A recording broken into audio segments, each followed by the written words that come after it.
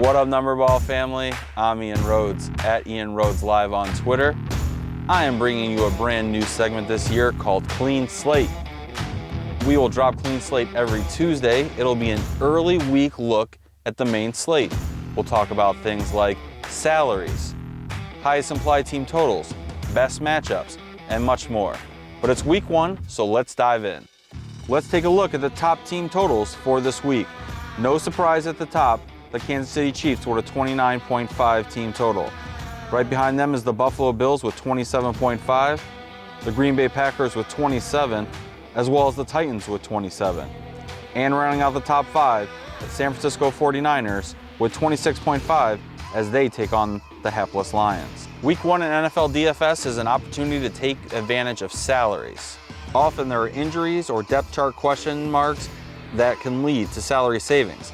I put together a list of guys who can save you some serious salary, but also should get plenty of opportunity on the field.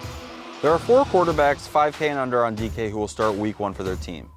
Sam Darnold 5K for Carolina, Zach Wilson 5K for the Jets, Teddy Bridgewater at 4.8K for Denver, and Mac Jones 4.4K for New England.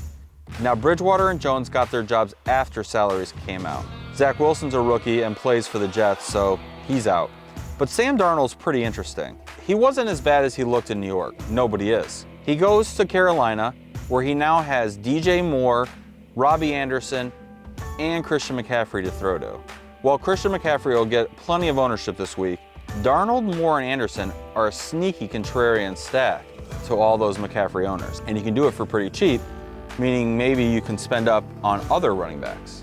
Running back values at 5.5K and under on DK, Mike Davis at 4.5K, Melvin Gordon at 5.3K, Damian Harris at 5.2K, Tevin Coleman 4.9K, Chase Edmonds 4.6K, Phillip Lindsay at 4.7K, and Devin Singletary at 4.7K. All these guys are the number one guys or the presumable timeshare leaders on their team. If we go through the list again, Melvin Gordon, I'm out. Damian Harrison, no idea what's going on in New England, I'm out. Tevin Coleman's a Jet, I'm out. Chase Edmonds is interesting. I do think he gets the bigger chunk of timeshare between him and James Conner. James Conner is not very good, and Edmonds was on this team last year. So I expect Edmonds to be the front runner there. But because he's in a timeshare, I don't know that I want to go there week one. Phillip Lindsay, who will ultimately be the starter, probably has to share with David Johnson, and Houston's going to be terrible, so I'm out there. The Bills have a high team total, but Devin Singletary and Zach Moss have never shown to be very reliable, so they're out too.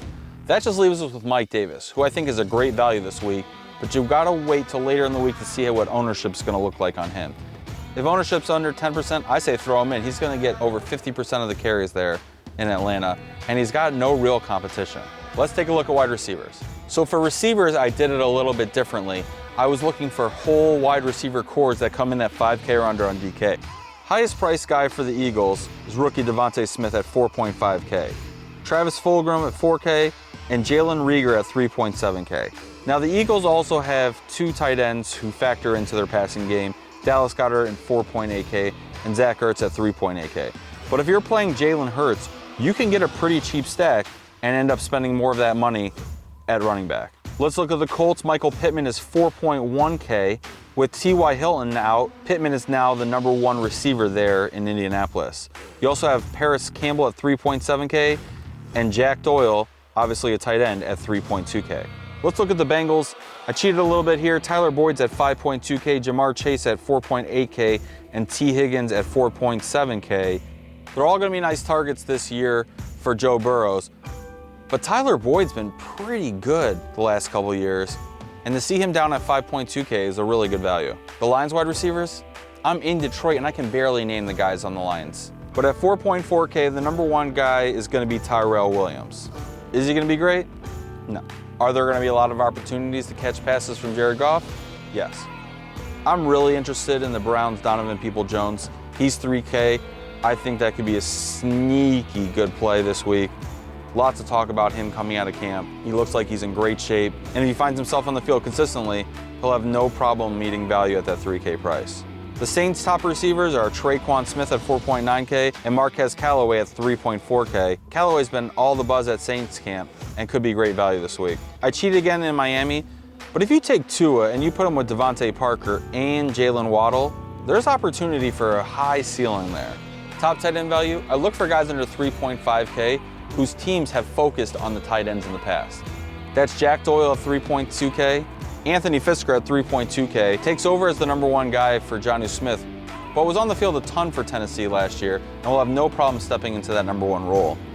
And Dawson Knox, who's really the only tight end left in Buffalo, and Josh Allen did look for his tight ends quite a bit last year in the red zone. All right, that wraps up week 1's clean slate. You get the idea. We're gonna be doing it every week. There's gonna be much more content coming out from Number Ball this week. Check out Jeff's rundown this weekend and take down a tournament. I'll see you later.